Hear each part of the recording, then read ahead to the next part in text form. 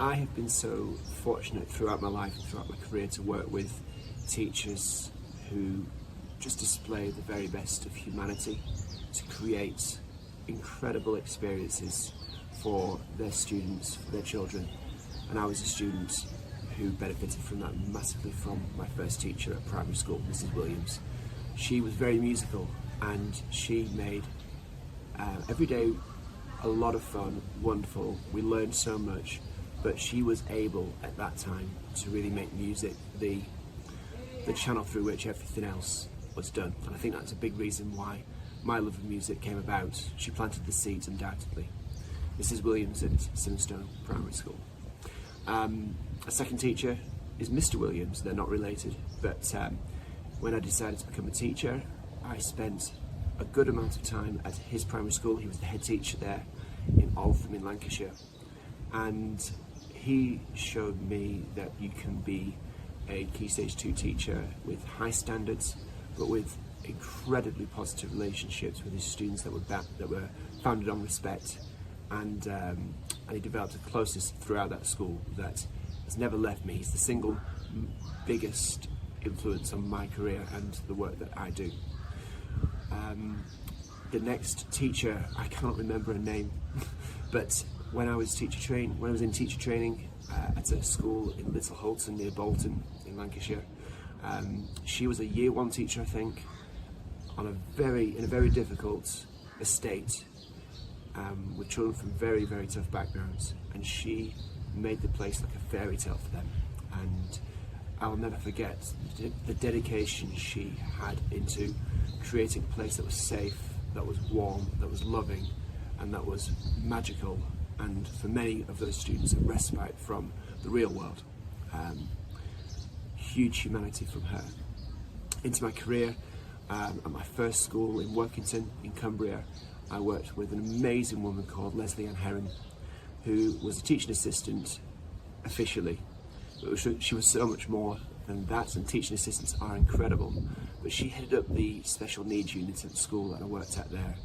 And just like all the others, she made the children who were part of that unit feel like monarchs.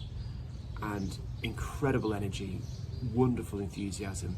She reminds me of a character that could be straight out of Corrie in all the best ways. And thinking about it still brings a smile to my face now. In a small village school in the Lake District, 8 of my best years were spent there, and I worked for a lot of that time next to a teacher called Jane Bell, who was just not of this world. She is an incredible woman, and as a teacher she was just that slower pace, that love, that time, that commitment to just really getting to know the child and getting to know the class, and just providing a family space for them. She was amazing. She is amazing still. And since I've been in Africa, I've met great teachers, including Mrs. Anderson, who is a South African teacher. She taught in year 4 at school. I worked with her, and she in some ways was rather strict in her way, but she had a complete love for that school. She was almost like a mascot of that school, and the kids adored her. I think she was everything that humanity is about in schools. And the reason I'm bringing all these people up is that I think it's increasingly difficult for teachers who've got the instinct of bringing the warmth, the love, the humanity to the classroom.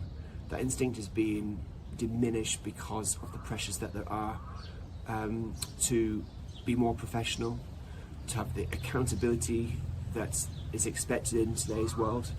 Technology allows us or enables us to evidence in ever more granular detail, and the levels of accountability that's needed, particularly in the public sector, means that more time and more effort and more stress is given to making sure that everything's in order and that everything is evidenced, and that leaves very little headroom for teachers to show up to the classes at their best, at their most humane, at their most loving, and ultimately the kids lose out.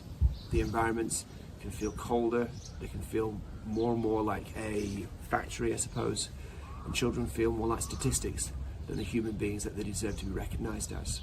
That's the teachers that I've mentioned were able to do. And my aside thought is that would these teachers that I've mentioned be able to continue to do the job that they've done in today's environment? I'm not too sure.